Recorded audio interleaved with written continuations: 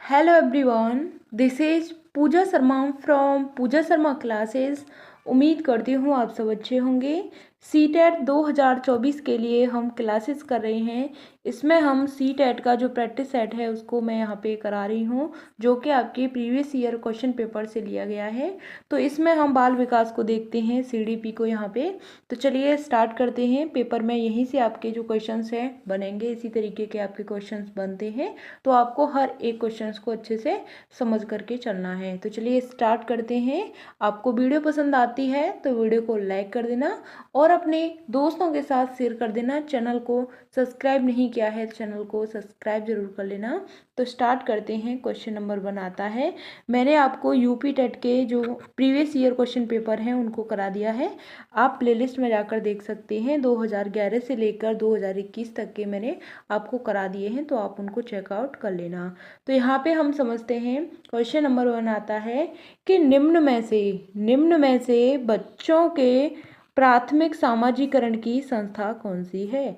निम्न में से बच्चों के प्राथमिक सामाजिकरण की संस्था कौन सी है, यह बात आपसे पूछी है। तो सामाजिकरण की प्राथमिक संस्था की हम बात करते हैं तो ऑप्शन 1 आता है आपका कि किताबें और पत्रिकाएं होती हैं, मीडिया होता है, या फिर धार्मिक संस्थान होते हैं, या फिर परिवार होता है।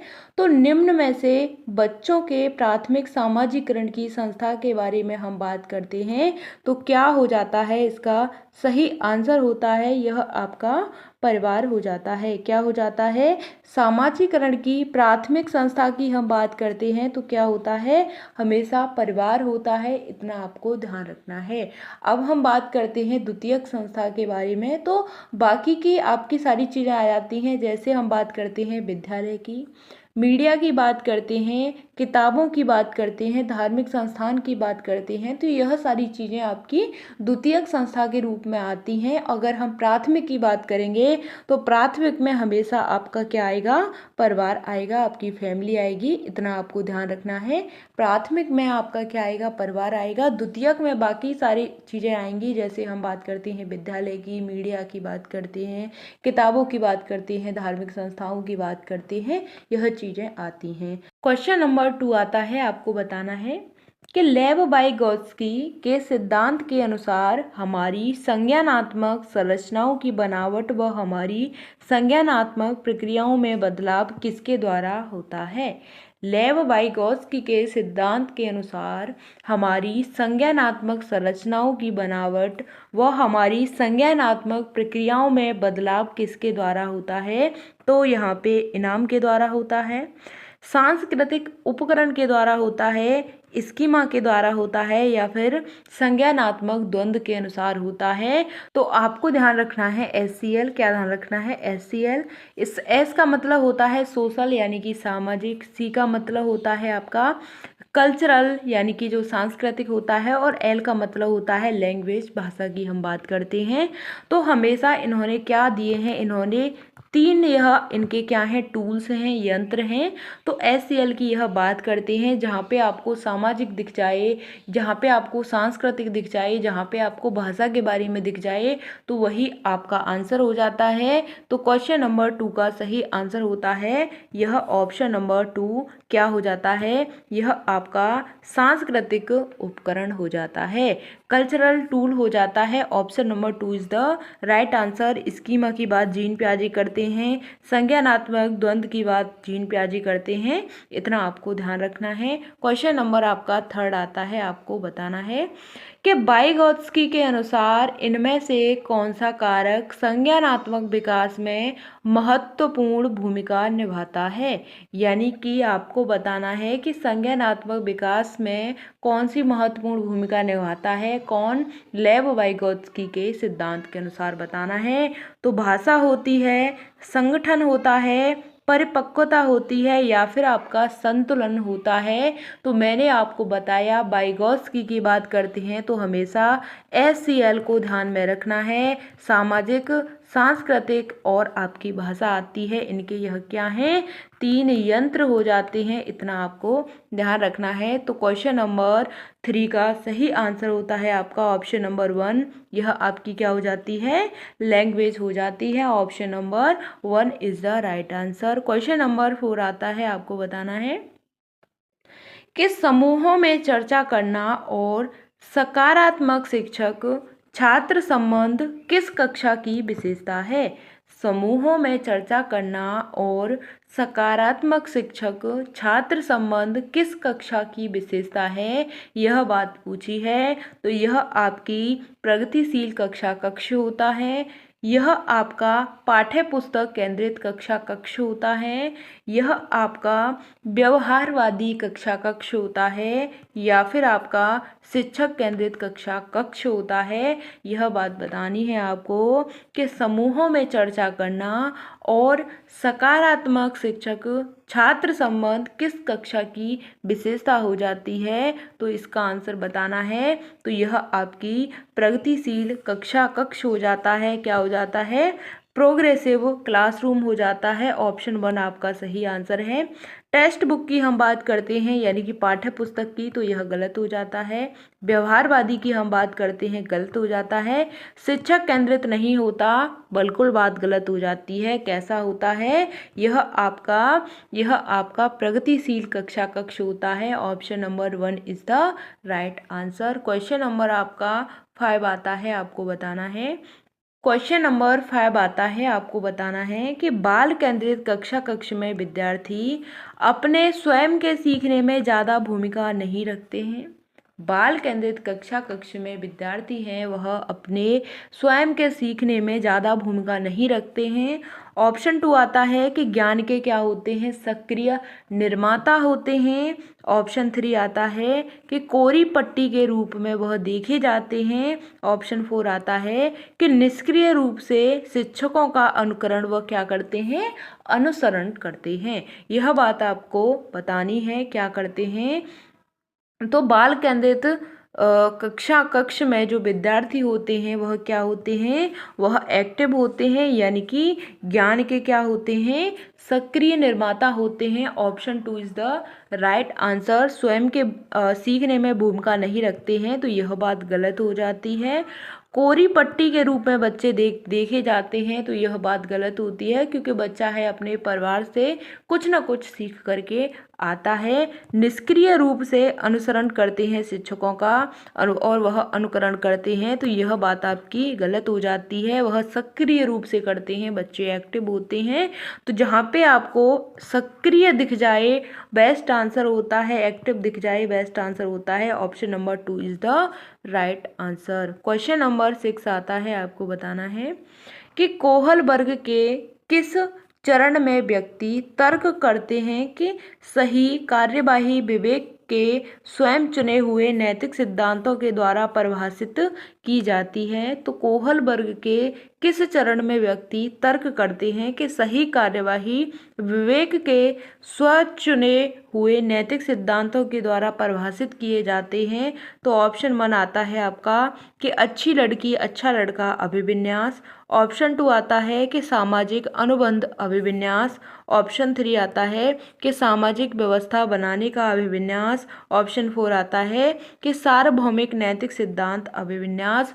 क्वेश्चन नंबर 6 का सही आंसर बताना है कि कोहल वर्ग के किस चरण में व्यक्ति तर्क करते हैं कि सही कार्यवाही क्या करते हैं, सही कार्यवाही विवेक के स्वचुने हुए नैतिक सिद्धांतों को परिभाषित करते हैं। तो यह आपका हो जाता है ऑप्शन नंबर 4। यह आपका क्या होता है, यह सार्वभौमिक नैतिक सिद्धांत अभिविन्यास हो जाता है। Option number 4 is the right answer. Question number 6 का ऑप्शन 4 आपका सही हो जाता है।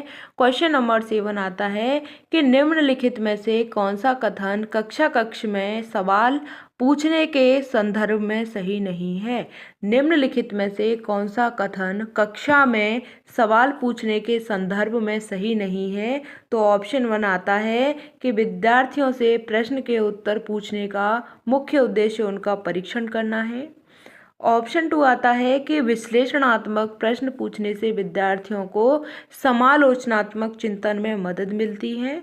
ऑप्शन 3 आता है कि विद्यार्थियों को कक्षा में प्रश्न पूछने के लिए क्या करना, प्रोत्साहित करना चाहिए। ऑप्शन 4 आता है कि वह प्रश्न जो विवेचन और अनुप्रयोग पर आधारित होते हैं तो चिंतन कौशल को क्या करते हैं, बढ़ावा देते हैं।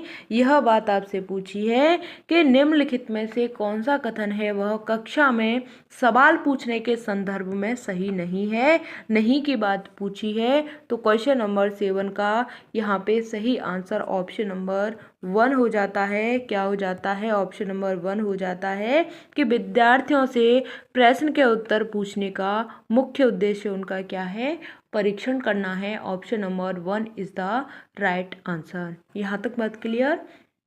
बाकी आपके यहाँ पे सभी गलत हो जाते हैं, क्योंकि नेगेटिव पूछा है तो नेगेटिव की तरफ जाना है, और पॉजिटिव पूछा है आपसे तो पॉजिटिव में सबसे बेस्ट पॉजिटिव की तरफ जाना है। इतना आपको ध्यान रखना है। इसी तरीके के आपके CDP के पेडागोजी क्वेश्चंस होते हैं। क्वेश्चन नंबर 8 आता है कि जब बच्चे स्कूल में प्रवेश करते हैं, क्वेश्चन नंबर 8 में है कि जब बच्चे स्कूल में प्रवेश करते हैं तो ऑप्शन बनाता है कि उन्हें अपनी मातृभाषा में बोलने की अनुमति दी जानी चाहिए, क्योंकि अभिव्यक्ति क्या है, महत्वपूर्ण होती है। ऑप्शन 2 आता है कि स्कूल की भाषा में न बोलने पर उन पर जुर्माना लगाना चाहिए। ऑप्शन 3 आता है कि उन्हें स्पष्ट रूप से बताया जाना चाहिए कि स्कूल की एक अलग भाषा है और अपनी मातृभाषा में बिल्कुल भी नहीं बोलना चाहिए। ऑप्शन 4 आता है उनके माता पिता को घर पर भी स्कूल की भाषा का प्रयोग करने के लिए कहा जाना चाहिए। तो क्वेश्चन नंबर 8 का सही आंसर क्या हो जाता है, इतना बताना है कि जब बच्चे स्कूल में प्रवेश करते हैं तो वह अपनी मातृभाषा में उनको बोलने की अनुमति दी जानी चाहिए। तो ऑप्शन नंबर यहाँ पे सही आंसर होता है कि जब बच्चे स्कूल में प्रवेश करते हैं तो अपने घर से भाषा सीख करके आते हैं तो उनकी जो मातृभाषा होती है उन्हीं में उनको बोलने का मौका दिया जाना चाहिए, ना कि उन पर जुर्माना लगाना चाहिए। यह गलत हो जाता है। और उनको यह भी बताना नहीं ज़्यादा चाहिए कि स्कूल की अलग भाषा है और अपनी जो मातृभाषा है उसमें बिल्कुल नहीं बोलना चाहिए, तो यह बात भी गलत हो जाती है। माता पिता को घर पर भी स्कूल की भाषा का प्रयोग करने के लिए कहा जाना चाहिए, तो यह बात आपकी बिल्कुल गलत हो जाती है कि जब बच्चा स्कूल में प्रवेश करता है, एंट्री लेता है, तो वहाँ पर क्या करना है कि बच्चे की जो भाषा है, उसकी घर की बोली है, उसी में बोलने को उसका मौका देना चाहिए। क्वेश्चन नंबर 9 आता है, आपको बताना है हार्वर्ड गार्डनर के अनुसार वह व्यक्ति जिनमें दूसरों की मंशाओं, भावनाओं और व्यवहारों को समझने व उनके साथ संबंध बनाने की क्षमता होती है, तो उनमें कौन सी बुद्धि होती है। हार्वर्ड गार्डनर के अनुसार वह व्यक्ति जिनमें दूसरों की मंशाओं, भावनाओं और व्यवहारों को समझने व उनके साथ संबंध बनाने की क्षमता होती है, तो वह बुद्धि कौन सी कहलाती है, यह बात आपसे पूछी है। तो वह आपकी प्रकृतिवादी बुद्धि होती है, वह आपकी अंतर्वैयक्तिक बुद्धि होती है, या अंतःवैयक्तिक बुद्धि होती है, या फिर आपकी स्थानिक बुद्धि होती है। क्वेश्चन नंबर 9 का आंसर बताना है। तो क्वेश्चन नंबर 9 के आंसर में आपको बताना है कि जो दूसरों की मंशाओं को, भावनाओं को, उसके व्यवहार को समझ सकता है, उसमें कैसी बुद्धि होगी, तो उसमें आपकी अंतर्वैयक्तिक बुद्धि होगी, यानी कि इंटरपर्सनल बुद्धि होगी, जो क्या करता है, दूसरों की भावनाओं के बारे में जान लेता है, और जो खुद की भावनाओं के बारे में जान पाता है वह अंतःवैयक्तिक होती है, इंट्रापर्सनल होती है, और जब दूसरों की भावनाओं के बारे में जान पाता है वह आपका अंतर्वैयक्तिक बुद्धि के अंतर्गत आता है। हार्वर्ड गार्डनर ने बुद्धि को 8 प्रकार से बांटा है, इतना आपको ध्यान रखना है। क्वेश्चन नंबर आपका 10 आता है, आपको बताना है कि निम्नलिखित में से कौन सा कारक विद्यार्थियों की असफलता के लिए जिम्मेदार है। निम्नलिखित में से कौन सा कारक विद्यार्थियों की असफलता के लिए जिम्मेदार है। ऑप्शन बनाता है वह आपका असंदर्भित पाठ्यक्रम हो जाता है, वह आपका विषय वस्तु को प्रस्तुत करने की विविध तरीके होते हैं, वह आपके विद्यार्थी केंद्रित गतिविधियां होती हैं, वह आपकी व्यक्तिगत भिन्नताओं का मान होता है। तो कौन सा कारक विद्यार्थियों की असफलता के लिए जिम्मेदार हो जाता है? तो विद्यार्थी की असफलता के लिए क्या जिम्मेदार हो जाता है? वह आपका असंदर्भित पाठ्यक्रम हो जाता है। क्या हो जाता है? असंदर्भित पाठ्यक्रम हो जाता है। निम्नलिखित में से कौन सा कारक विद्यार्थियों की असफलता के लिए जिम्मेदार है? तो वह आपका असंदर्भित पाठ्यक्रम होता है। Option number 1 is the right answer. यहाँ पे विद्यार्थी केंद्रित गतिविधियाँ, यह बात गलत हो जाती है। विषय वस्तु से प्रस्तुत करने की विविध तरीके गलत हो जाता है। व्यक्तिगत भिन्नताओं का मान बिल्कुल गलत होता है। असंदर्भित पाठ्यक्रम यह जिम्मेदार है किसके लिए? असफलता के लिए। इतना ध्यान रखना है। ठीक, चलिए मिलते हैं फिर आपको आगे की नेक्स्ट वीडियो में। इसी तरीके से आप हमारे साथ बने रहिएगा। मैं आपको यहाँ पे ईवीएस, साथ ही साथ आपकी जो मैथ की पेडागोजी है और सीडीपी हिंदी की पेडागोजी है, इन सभी पेडागोजी कोई क्वेश्चंस मैं आपको यहाँ पे करा रही हूँ, तो आप इन सभी को अच्छे से समझ करके चलिएगा। मिलते हैं फिर आपको आगे की नेक्स्ट वीडियो में। तब तक के लिए थैंक्स फॉर वॉचिंग। जय हिंद, वंदे मातरम। अगर आप यूपी टेट की तैयारी करना चाहते हैं तो मैंने आपको यहाँ पे यूपी टेट के जो प्रीवियस ईयर क्वेश्चन पेपर हैं उनको करा दिया है, तो आप इनको देख लेना। मैं लिंक आपको नीचे डिस्क्रिप्शन बॉक्स में दे दूँगी और आप प्लेलिस्ट में जाकर इनको चेकआउट भी कर सकते हैं। ऑनलाइन परीक्षा में आए हुए जो आपके प्रीवियस ईयर पेपर हैं 2021 के सीटेट के और आपके जो 2022 के आए हुए थे उनको मैंने करा दिया है, तो आप उनको भी देख लेना। ठीक, मैंने प्लेलिस्ट बना दी है, तो आप वहाँ पे जा कर के इनको चेकआउट कर लेना। मिलते हैं फिर आपको आगे की नेक्स्ट वीडियो में। तब तक के लिए थैंक्स फॉर वॉचिंग। जय हिंद, वंदे मातरम। इसी तरीके से हमारे साथ बने रहिएगा। आपको वीडियो पसंद आती है तो वीडियो को लाइक ज़रूर कर देना। आपका एक लाइक मेरे लिए बहुत ही ज़्यादा मोटिवेट का काम करता है, तो प्लीज़ आप एक लाइक तो कर ही सकते हैं। और चैनल को सब्सक्राइब नहीं किया है तो चैनल को सब्सक्राइब ज़रूर कर लेना। Thanks for watching. जय हिंद, वंदे मातरम।